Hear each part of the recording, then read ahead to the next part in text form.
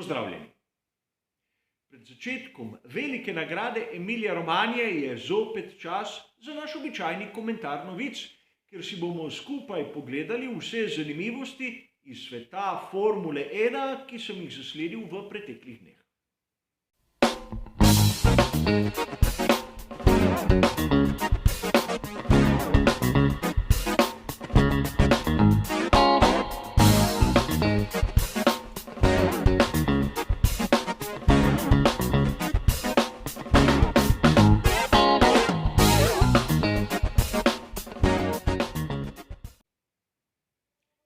Tudi tokrat 4 različni sklopi, kjer bom skušal pokazati tudi nekaj navezav ter zanimivosti.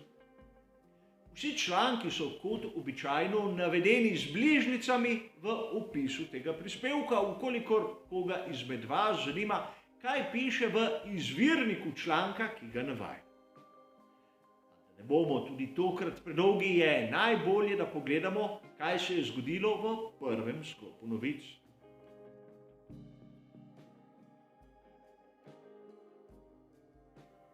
V prvem sklopu novic se bomo ukvarjali z izjavo Charlesa Leclerca.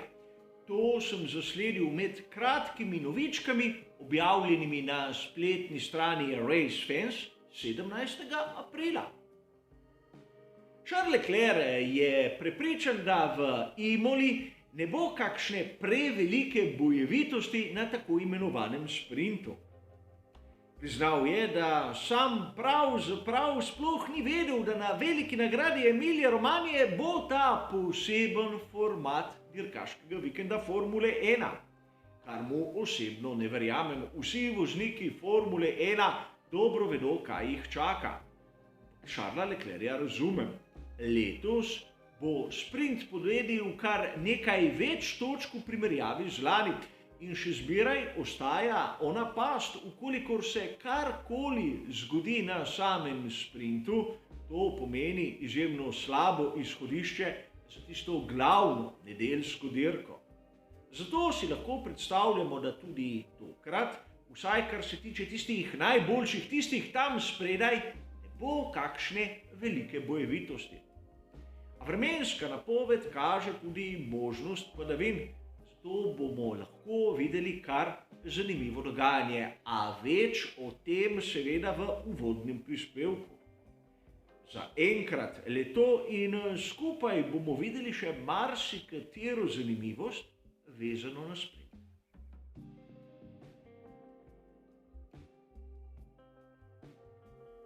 V našem drugem sklopu se bomo pa pravzaprav pogovarjali o spremembi imena v tem novem, recimo mu še zmeraj preizkusnem formatu. V lanski sezoni smo v sobotah imeli kvalifikacijske sprint dirke. Kaj imamo pa letos? Ukolikor pogledamo članek, ki je bil objavljen na uradni spletni strani Formule 1 17. aprila, bi lahko to sobotno dogajanje poimenovali enostavno sprint. Marsikdo izmed vas je verjetno opazil, da tudi v predhodnih prispevkih sem se sam omejil pravzaprav na to ime. V soboto nimamo sprint dirke, kajti dirka je edino tista v nedeljo. In tu so pri Formuli 1 kategorični. Kolikor pogledate članek, ne boste nikjer zasledili, da bi bila sprint in dirka skupaj.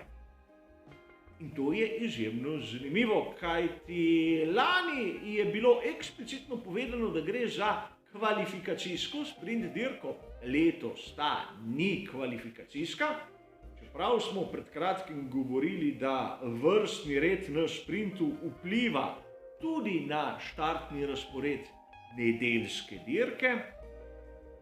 In praktično nam je ostal tako samo sprint, kar nam zopet nakazuje nekaj zanimivega. Ta novi format, ki ga vsi tako hvalijo, še zdaleč ni tako priljubljen, kot nam nekako hočejo vsiliti.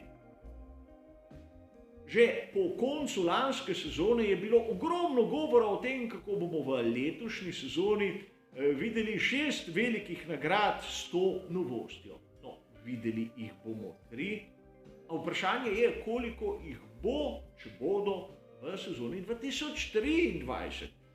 In tu moram biti iskren, namreč sam nisem med tistimi navdušenci, ki bi to novost nekako podpirali. Kolikor v naslednji sezoni ne bo sprinta, ga sam v resnici sploh ne bom pogrešal. Ne vem, če sem v manjšini ali večini, ampak z vsemi temi spremembami in kozmetičnimi popravki v bistvu se ne spremeni tistega jedra, ki pač po mojem osebnem mnenju ni navdušujoče. Pojdimo raje k tretji temi.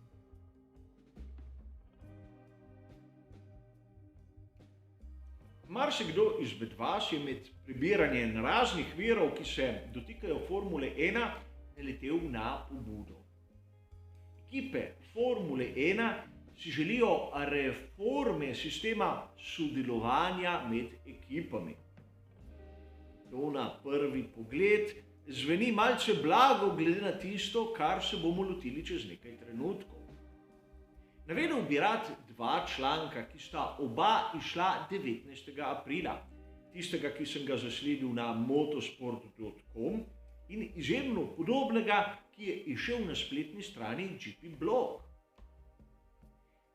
Pri raznih ekipah Formule 1 so zaskrbljeni med morebitnim sodelovanjem med ekipo Haas ter Ferrarijem. In tu verjetno namigujejo na prestop Simonija Reste iz Scuderie v Maranello, praktično v sosednjo stavbo tik za ograjo Ferrarija, kjer je nastal nov biro, nova pisarna, izključno namenjena ekipi Haas.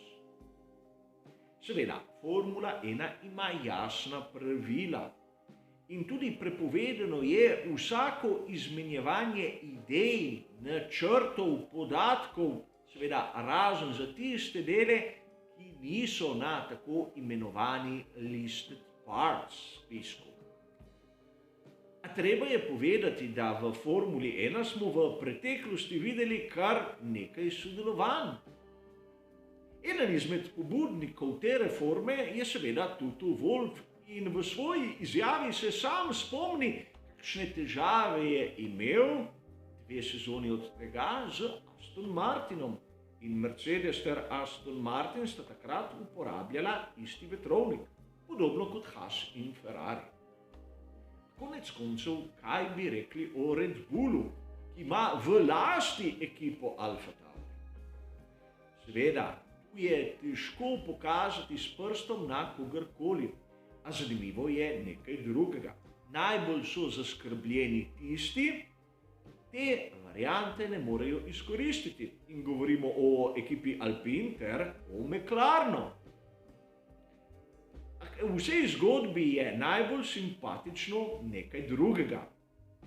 Obstaja tudi vodja ekipe, ki glede tega pretoka informacij sploh ni zaskrbljen in meni, da so vsa pravila zadostna.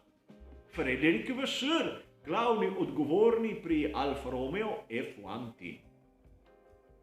Dobil sem občutek, da nekateri hočejo svojim nasprotnikom malce ponagajati ali jim pa naložiti več dela. Oni, ki se brigajo več ali manj za lastno ekipo, pač takih misli nimajo, kajti zaposleni so bolj z razvojem lastnega bolida. In to je po mojem glavno bistvo takih novic, ki pa dobijo izjemno velik odmev po raznih medijih.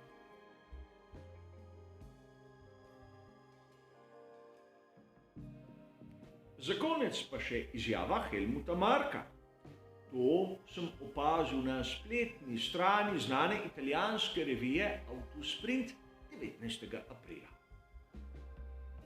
Marko je povedal, kje je bil pravzaprav vzrok za odstop Maxa Verstappena na veliki nagradi Avstralije.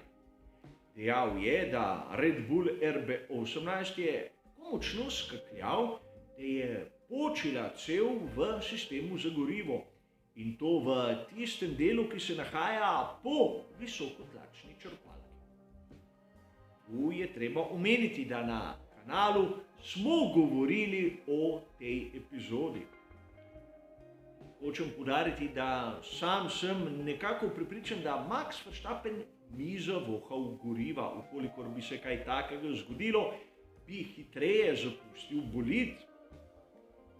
In tudi mi od zunaj nismo videli nobenega iztekanja goriva in konec koncev gorivo pod krovom pogonskega sklopa bi verjetno povzročilo predvsem močnejši požar od tistega, kar smo pravzaprav videli.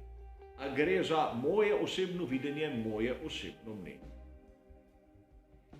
Helmut Marko ponavadi daje izjave, ki so izjemno privlačne za publiko.